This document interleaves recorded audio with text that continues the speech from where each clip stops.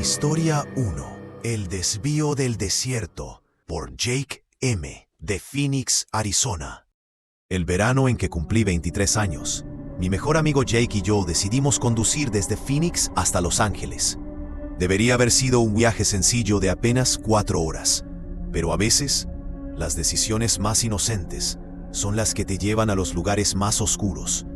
Salimos alrededor de las 8 de la noche, pensando que así evitaríamos el calor del desierto. La primera hora transcurrió sin problemas, hasta que el GPS de Jake comenzó a fallar.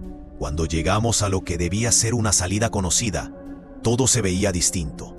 Las señales estaban desgastadas, imposibles de leer, y la carretera parecía más vieja, más agrietada, como si nos hubiéramos desviado a otro tiempo. 20 minutos pasaron, luego 40. No había otros autos, ni luces, ni estaciones de servicio. El silencio era absoluto, sin viento, sin insectos, nada. Cuando nos detuvimos para revisar nuestros teléfonos, descubrimos que no había señal alguna. Seguimos conduciendo, aferrándonos a la esperanza de encontrar algún rastro de civilización.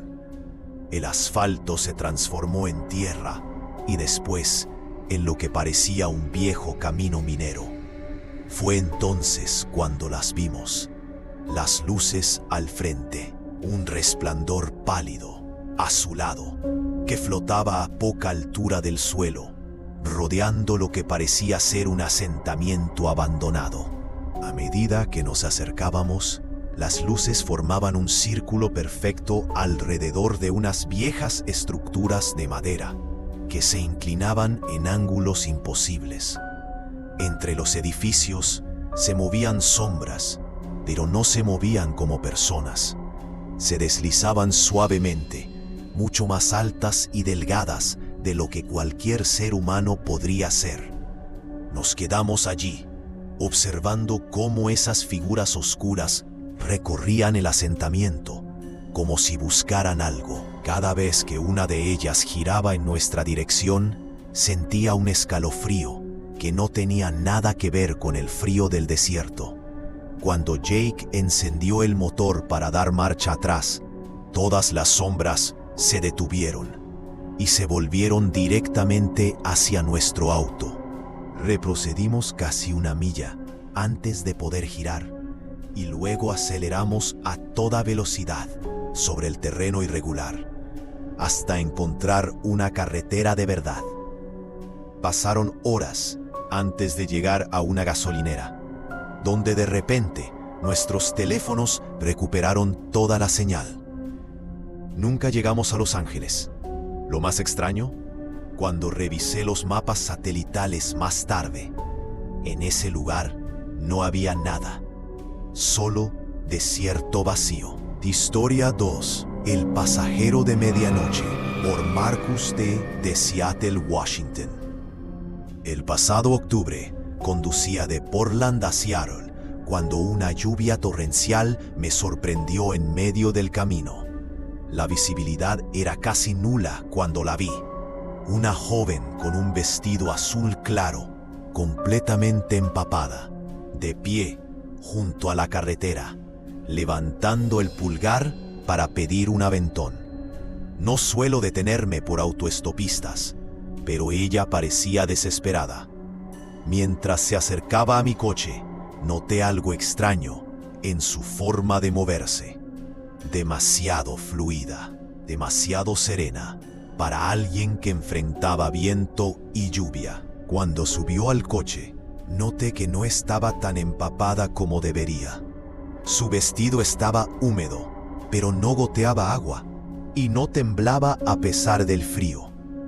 Me pidió que la llevara al cementerio Riverside, lo cual ya era bastante extraño, sobre todo siendo medianoche y en medio de una tormenta. Mientras conducíamos, comenzó a contarme sobre su vida, pero su historia cambiaba una y otra vez.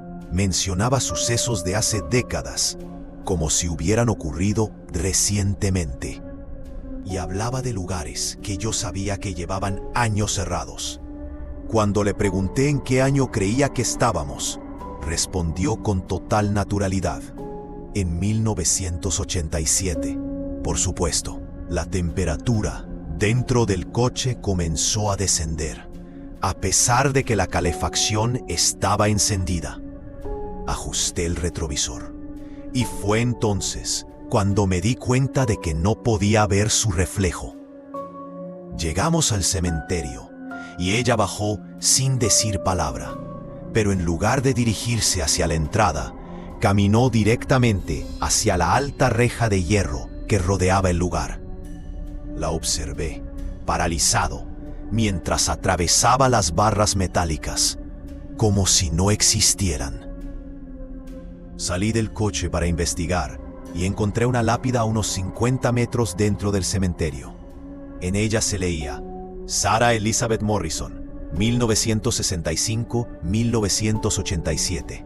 Amada hija, perdida en la tormenta, encontró el camino de regreso a casa. Más tarde, investigando, descubrí un artículo de periódico de 1987 sobre Sarah Morrison, una joven que murió en un accidente automovilístico durante una fuerte tormenta mientras regresaba a casa desde Portland. Varios conductores afirmaron haber visto a una mujer haciendo autostop en ese mismo tramo de carretera después de su muerte, pero siempre desaparecía antes de que alguien pudiera ayudarla. Cada noche de tormenta en esa ruta, todavía revisó el asiento del pasajero a través del retrovisor. Historia 3. La parada en el camino, por David L., de Chicago, Illinois. Hace 3 años, mi novia Emma y yo conducíamos desde Chicago hacia Denver, cuando el cansancio nos obligó a detenernos en un área de descanso en Nebraska, a las 3 de la madrugada. Solo había 3 vehículos allí: una vieja camioneta, un sedán y una casa rodante estacionada lejos de las luces. El edificio estaba débilmente iluminado por fluorescentes que parpadeaban sin ritmo. La mayoría de las máquinas expendedoras no funcionaban. Mientras Emma fue al baño, noté que ahora había alguien dentro de la camioneta, y esa persona no apartaba la mirada de nuestro coche. Emma salió del baño, pálida y temblando, insistiendo en que nos fuéramos de inmediato. Fue entonces cuando todas las luces se apagaron, reemplazadas por una tenue iluminación roja de emergencia. A través de las ventanas vi que los vehículos se habían movido. La camioneta bloqueaba nuestro coche, el sedán se había apartado a un lado y la casa rodante cerraba la salida. Estábamos atrapados. 3 personas habían entrado mientras todo estaba oscuro: un hombre alto con un overol, una mujer de cabello gris y un joven con gorra de béisbol. No parecían agresivos, pero había algo en ellos, algo profundamente inquietante, que hacía que todo se sintiera mal. El hombre alto nos preguntó si teníamos problemas con el coche, a dónde íbamos y si alguien nos esperaba en Denver. Nuestros teléfonos no tenían señal. La mujer se acercó cargando lo que parecía una barra de hierro, sugiriendo con una sonrisa inquietante que descansáramos en su casa rodante. Escapamos por la puerta trasera que daba a una zona de carga. Desde allí vimos cómo los 3 vehículos patrullaban el área con los faros encendidos, barriendo la oscuridad como si fueran reflectores, buscándonos mientras nos ocultábamos detrás de un contenedor de basura. Poco antes del amanecer, un patrullero estatal llegó para una revisión de rutina. En cuanto apareció, la casa rodante huyó por una salida trasera que yo ni siquiera había notado.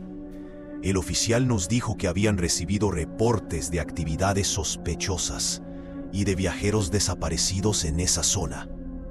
Llegamos sanos y salvos a Denver, pero Emma aún tiene pesadillas. El patrullero nunca volvió a contactarnos, y cuando llamé semanas después, la policía aseguró no tener ningún registro del incidente. A veces me pregunto ¿Qué habrá sido de los otros viajeros que se detuvieron allí en la noche equivocada, cuando no había una patrulla cerca para salvarlos?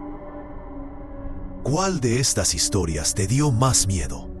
¿El asentamiento imposible en medio del desierto? ¿La autoestopista fantasma? ¿O la trampa en aquella solitaria parada en el camino? Déjame tu comentario aquí abajo y suscríbete para más historias reales y aterradoras que te harán pensar 2 veces antes de tu próximo viaje por carretera.